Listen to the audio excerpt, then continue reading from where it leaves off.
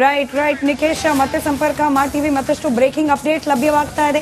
ಕೆಲವೇ ಕ್ಷಣಗಳಲ್ಲಿ strong room open ಆಗುತ್ತೆ.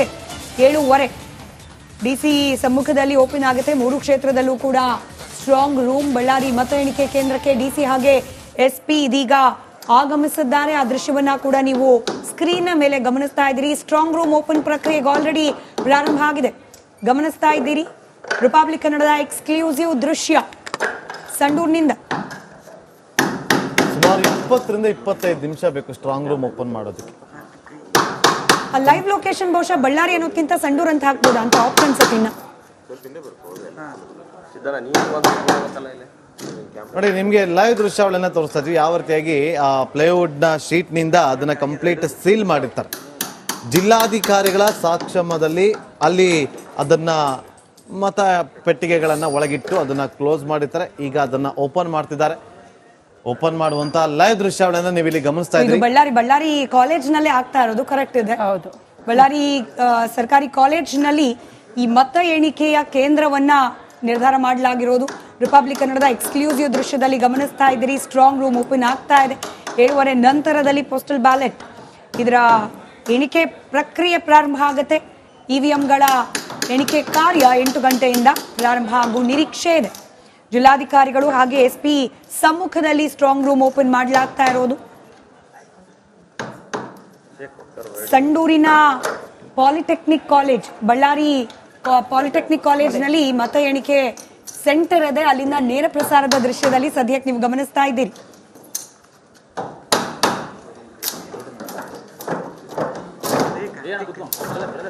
ಓಪನ್ ಆಯ್ತು ಅನ್ಸುತ್ತೆ.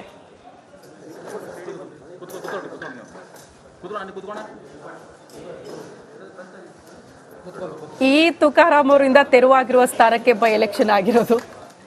ಅವರ ಪತ್ನಿಗೆ ಅಲ್ಲಿ ಮಣೆ ಹಾಕಿದ್ದಾರೆ. ಯಾಕಿಷ್ಟೊಂದು ಕುತೂಹಲ ಸಂಡೂರು ವಿಚಾರಕ್ಕೆ ಸಂಬಂಧಪಟ್ಟಂತೆ ಅಂದ್ರೆ ಅಲ್ಲೂ ಕೂಡ ಸಂತೋಷ್ ಲಾಡ್ ವರ್ಸಸ್ ಜನಾರ್ದನ ರೆಡ್ಡಿ ಅನ್ನುವಂತಹ ಪರಿಸ್ಥಿತಿ. ಈಗ ಅಭ್ಯರ್ಥಿ ವರ್ಸಸ್ ಅಭ್ಯರ್ಥಿ ಅಂತ ನೋಡ್ತೀವಲ್ಲ, ಹಾಗೆ ಕಾಣಿಸ್ತಾ ಇಲ್ಲ.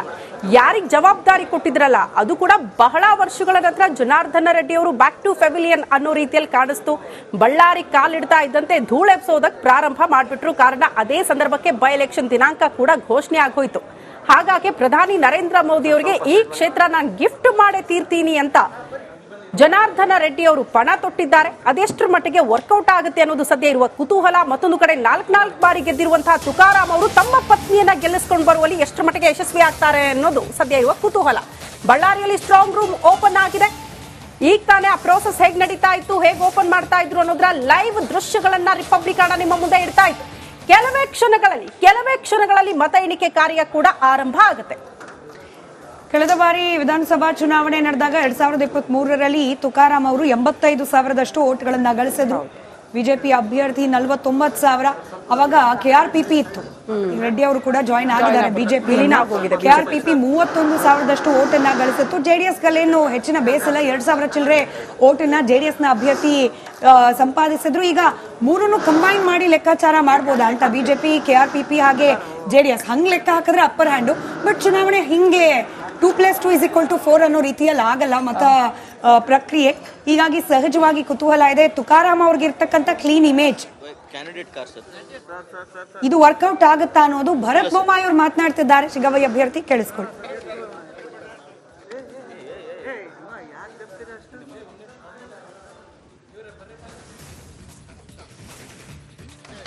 ಕ್ಯಾಂಡಿಡೇಟ್ ಕಾರ್ಡ್ ಬಿಡ್ತಾರೆ.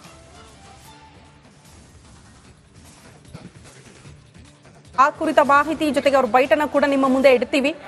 ಫುಲ್ ಟೆನ್ಷನ್ ಅಲ್ಲಿ ಇದ್ದಂಗೆ ಕಾಣಿಸುತ್ತೆ. ಟೆನ್ಷನ್ ತೆಗೆದುಕೊಳ್ಳೋ ಅವಶ್ಯಕತೆ ಇದ್ದಂಗೆ ಕಾಣಿಸ್ತಾ ಇಲ್ಲ. ಯಾಕಂದ್ರೆ ಬಹಳ ಟ್ರೆಂಡು ಜೊತೆಗೆ ಚುನಾವಣೋತ್ತರ ಸಮೀಕ್ಷೆಯ ರಿಸಲ್ಟ್ ಅದೆಲ್ಲ ಗಮನಿಸಿದ್ರೆ ಅವರ ಪರವಾಗಿ ಇದೆ ಅಂತ. ಬಟ್ ದಿವತ್ ಬಹುಶಃ ಮಾತನಾಡಿಸೋ ಪ್ರಯತ್ನ ಮಾಡ್ತಾ ಇದ್ದಾರೆ. ಇವಾಗ ಬರ್ತಾ ಇದ್ದಾರೆ ಸರ್, ಹೆಂಗಿದೆ ಸರ್ ಎಕ್ಸ್ಪೆಕ್ಟೇಷನ್? ಆಮೇಲೆ ಎಲ್ಲ ಮುಗಿದ ಪೋಲ್ ಪ್ರಕಾರ ಈಗ ನಿಮ್ಮ ಹೆಸರು ಚಾಲ್ತಿಯಲ್ಲಿರುವಂತದ್ದು, ಗೆಲುವು ನಿಮ್ದೆ ಅಂತ ಹೇಳಿ ಸರ್, ಏನ್ ಹೇಳ್ತಾರೆ ಸರ್? ಎರಡೇ ಮಾತು.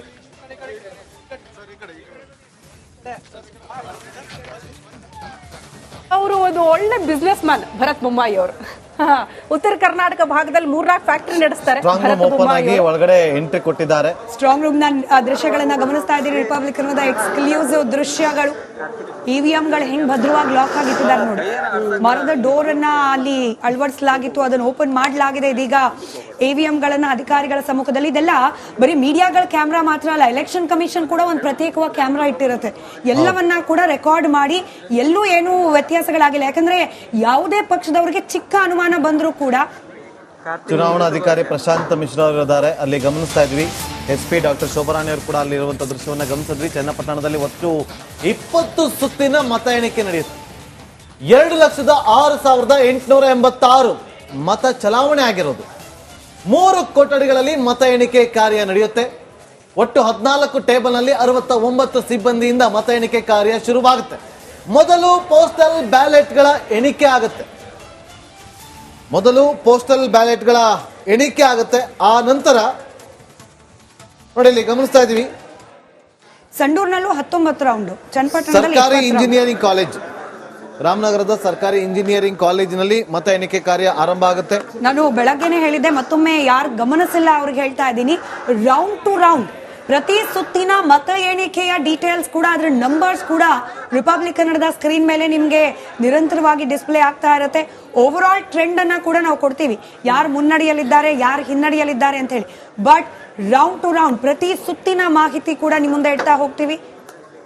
ಈಗ ನಮ್ಮ ಪ್ರತಿನಿಧಿ ಚನ್ನಪಟ್ಟಣದಿಂದ ನಮ್ಮ ಪ್ರತಿನಿಧಿ ಮಹಾನಂದ ಆನಂದ್ ರಾಮನಗರದಿಂದ, ಮಂಡ್ಯ ಪ್ರತಿನಿಧಿ ಇವತ್ತು ಚನ್ನಪಟ್ಟಣಕ್ಕೆ ಹೋಗ್ಬಿಡ್ತಾರೆ, ರಾಮನಗರಕ್ಕೆ. ಆನಂದ್, ಮಂಡ್ಯದ ವಿಚಾರವಾಗಿ ಸಾಕಷ್ಟು ಚರ್ಚೆಗಳಾಗ್ತಾ ಇತ್ತು, ಅದು ಚನ್ನಪಟ್ಟಣದ ವಿಚಾರವಾಗಿ. ಮಂಡ್ಯದಲ್ಲಿ ಚನ್ನಪಟ್ಟಣದ ಬೈ ಎಲೆಕ್ಷನ್ ಬಾಜಿ ಕಟ್ಟಿದ್ದು, ಬಾಜಿ ಹೆಚ್ಚಾಗಿ ನಡೆದಿರೋದು ಮಂಡ್ಯದಲ್ಲಿ. ಹೌದು. ಏನ್ ನಿರೀಕ್ಷೆ ಇದೆ ಆನಂದ್ ಇವತ್ತು? ಜೊತೆಗೆ ನೀವು ಎಲ್ಲಿದ್ದೀರಿ, ಹೇಗೆಲ್ಲ ಸಿದ್ಧತೆ ನಡೆದಿದೆ, ಮಾಹಿತಿ ಕೊಡಬಹುದಾ ಆನಂದ್?